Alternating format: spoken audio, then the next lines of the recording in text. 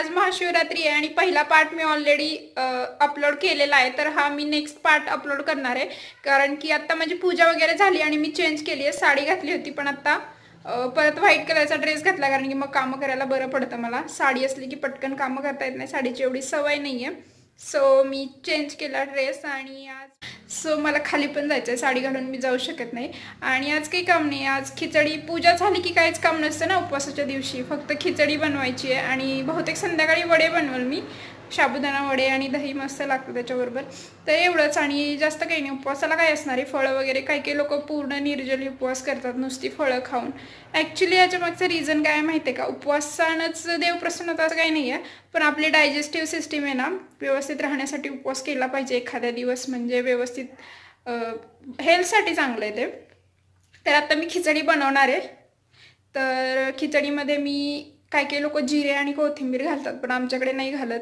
आणि जिरे कोथिंबीर घालून खिचडी खूप छान लागते. मी एरवी बनवते पण उपवासाच्या दिवशी नाही खाता मी. तर फक्त मिरची वगैरे, मिरची, कूट, मीठ एवढंच टाकून मी खिचडी बनवते. पण येणार आहे आज तिचे बाबा सोडवतील तिला, कारण की आज पण सुट्टी होती म्हणून ती तिकडेच राहिली. आता येतीलच ते. आणि चला, आणि इकडे मी खिडकीच्या शेजारी उभा आहे, इकडून बाहेरचं दिसतं सगळं. चली, इकडे शेती आहे आणि समोर नदी आहे. तुम्हाला आधीच्या व्हिडिओमध्ये दिसलंच असेल, व्यवस्थित दाखवते बाहेरचा व्ह्यू.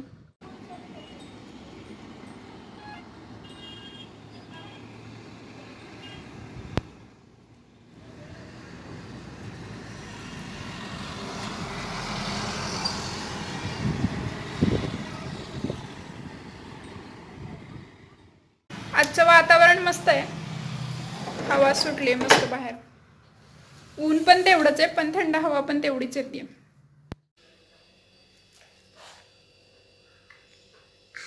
मनवा आली आता आणि पेढे खायला चालू केलंय. बाप्पाचा जे केला बाबू, जे केला फुल व्हायला बाप्पाला. आणि काय म्हटली, ओम नमः शिवाय. आणि मनवा कटिंग करून आली, बाबांनी तिची कटिंग केली बघा. पेढे खातो बाबू. मनूला पेढे खूप आवडतात. मला आठवण येत होती ना मनू, मला आठवण येत होती ना. तुला पण आली, मग तू काय केलं. मग सकाळी रात्री आठवण येते मम्माची. मग कशी झोपली तू. आजीनं काय खाऊ दिलं तुला. काय बनवलं होतं काल, काय बनवलेलं. बॉबी. आणि अजून बॉबी. पोळी भाजी खाल्ली. पोळी भाजी नाही खाल्ली, मग काय खाऊ खाला. आठवत नाही तुला. आता काय खाते तू. खावा. तुला आज पालकाची पुरी बनवून देऊ. मग काय बनवून देऊ, पालकाची पुरी बनवून देऊ का शिरा बनवून देऊ का दूध प्यायचं आता.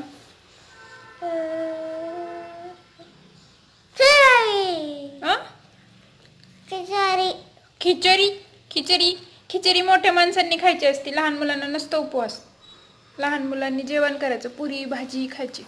पालकाची पुरी देऊ का म्हणू.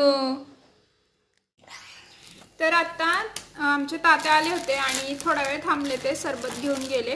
आणि त्यांना पण उपवास होता शिवरात्रीचा. ते तिकडे पण करतात पूजा, अभिषेक करतात ब्राह्मणाला बोलून. आणि आम्ही इकडे करतो. आणि खूप जण मला म्हणतात की तुझे सासू सासरे इकडे येत नाहीत का, किंवा तुम्ही तिकडे. तर रामनवमीला मी जाणार आहे तिकडे आणि मी त्या दिवशी मी तुम्हाला भेटवेल माझ्या सासूबाईंना. आणि माझ्या सासूबाईंनी एक वस्तू पाठवली आहे मला आज महाशिवरात्रीच्या स्पेशल, एकदम मस्त वस्तू पाठवली आहे. मी दाखवते तुम्हाला. तर हे बघा, आजच्या दिवसाला याचं किती महत्त्व आहे. बेलाचं पान आहे आणि चांदीचं आहे. तर हे मी आता महादेवाला वाहणार आहे. आणि अशाच वस्तू देत राहतात ते, त्यांचा खूप जीव आहे आमच्यावर. आणि तिकडे काय होतं माहिती आहे का, म्हणजे खरं कारण सांगते मी तुम्हाला. आम्ही इकडे राहतो, म्हणजे आम्ही पण तिकडेच राहायचो आधी भोरला, पण आता कसं झालंय, रिटायर लोकांसाठी तिकडचं वातावरण खूप छान आहे भोरचं. म्हणजे ग्रीनरी आहे आणि वातावरण पण असं सुटेबल आहे अगदी. म्हणजे त्यांना तिथे करमून जातं. खूप सारे त्यांचे मित्र आहेत. मग म्हाताऱ्या माणसांनी काय करायचं ना दिवसभर, मग त्यांना तिकडे करमतं. सो त्यांचे फ्रेंड्स आहेत, मग त्यांचा दिवस जातो. आणि आम्ही इकडे आमच्या कामात असतो. आम्ही त्यांना काही एवढा वेळ देऊ शकणार आहे का? सो आम्ही आमचं इंडिव्हिज्युअल राहतो, पण खुश असतो, एकमेकांना भेटतो वगैरे. तर आता खूप जणांना प्रश्न पडतो, मी रामनवमीला जेव्हा जाईन ना भोरला, तिकडे यात्रा असती, तर त्यावेळी मी तुम्हाला तिकडचं घर पण दाखवेल आणि भेटवेल त्यांना. आणि आता मी हे फुलं, त्यांनी फुलं पण पाठवली, पांढरी फुलं महादेवाला व्हायची म्हणून. तर ते आणि वाहून घेते आधी देवाला आणि मग खिचडी बनवते आता.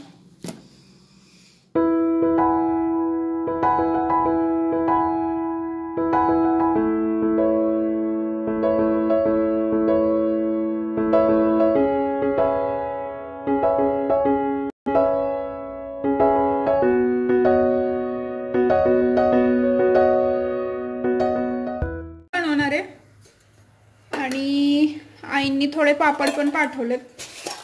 हे असे उपवासाचे पापड आहेत. आणि मी वेपर्स चिप्स आणलेत बटाट्याचे, साधे मिठाचे. तर खिचडीला मी तूप वापरते किंवा शेंगदाण्याचं तेल पण चालतं, पण ते शेंगदाण्याचं असलं पाहिजे. थोडंसं तूप घालते.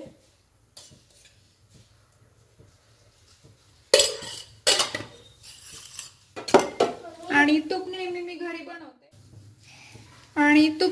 घरी बनवते. तर त्याचं पण मी तुम्हाला एखाद्या ब्लॉग मध्ये व्हिडिओ दाखवेल.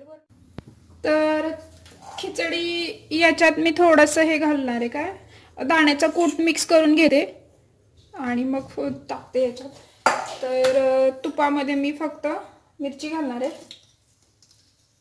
आणि दाण्याचा कूट, साखर आणि चवीपुरतं मीठ एवढंच घालणार आहे. तर ते याच्यात घालून घेते मी.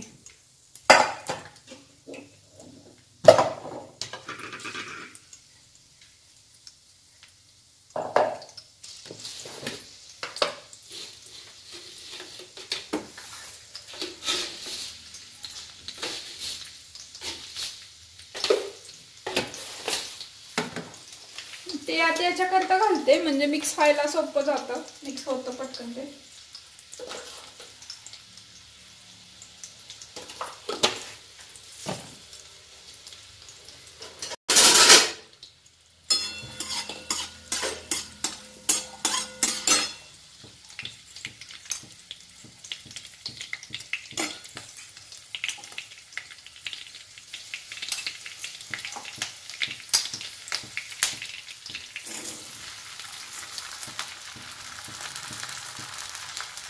आणि थोडासा पाण्याचा शिंतोडा देते याच्यावर.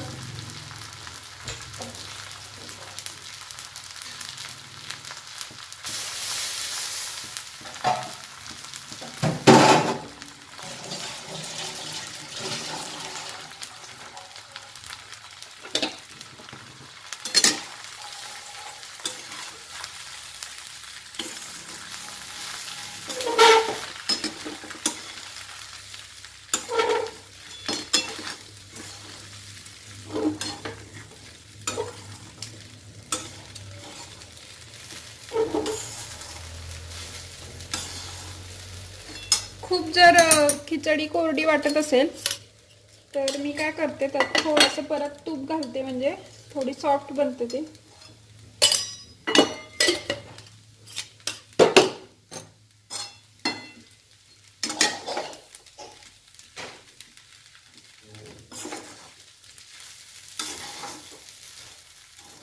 आणि थोडंसं लिंबू घालायचं, थोडंसं लिंबू घालते मी याच्यावर. लिंबू खिचडी बरोबर खूप छान लागतं. आणि आता थोडासा ओटा साफ करून घेते, म्हणजे झालं माझं काम.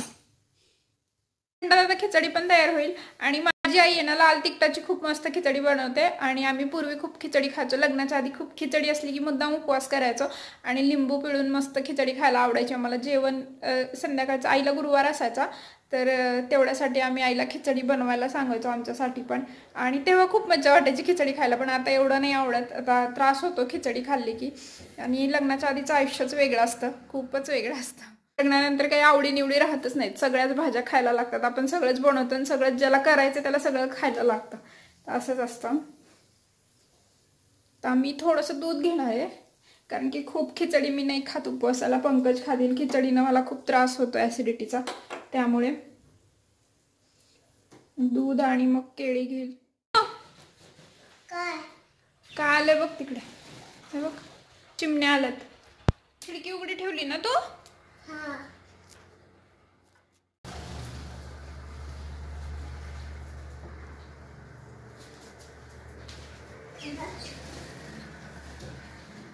कुठे गेले बाबू?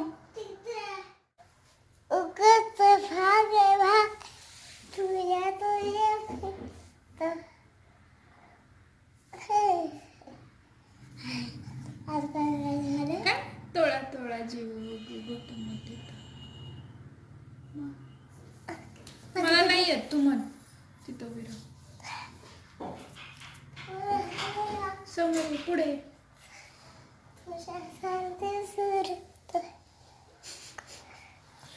तोळा तोळा जण म्हणते. थांब मी पकडते. हा थांब, असं पकडते. पप्पांना भेटली का आल्यावर? म्हण्या पप्पांना भेटली का आल्यावर? आपल्या पप्पांची आठवण आली का तुला? मम्मीची आठवण जास्त आली का पप्पांची? म्हण्या तुला मम्माची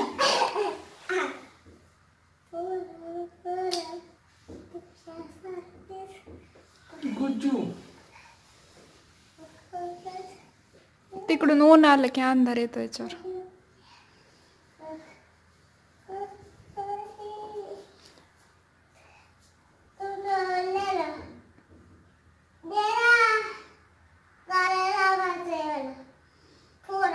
म्हणून तुला कोणतं गाणं आवडतं?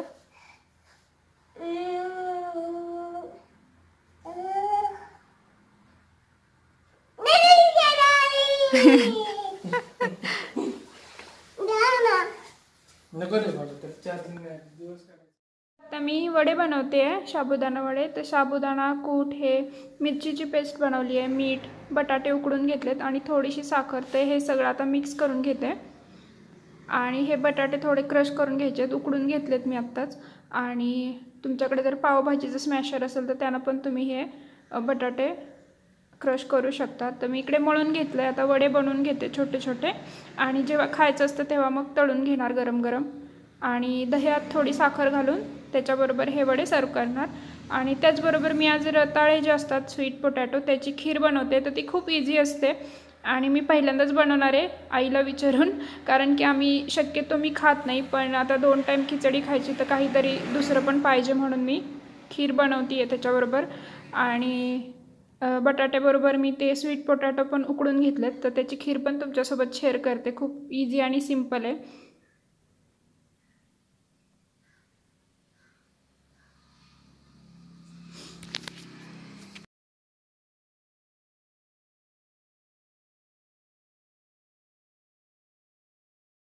तर हे अशा पद्धतीनं मी सोलून घेते आधी. आणि काही काही लोक भाजून पण खातात. हे असं पण छान लागतं, लहान मुलांना दिलं तर हे चांगलं लागतं. यात थोडंसं किंचितचं मीठ घालायचं किंवा साखर घालून तूप घालून पण लहान मुलांना दिलं तर चांगलंच आहे.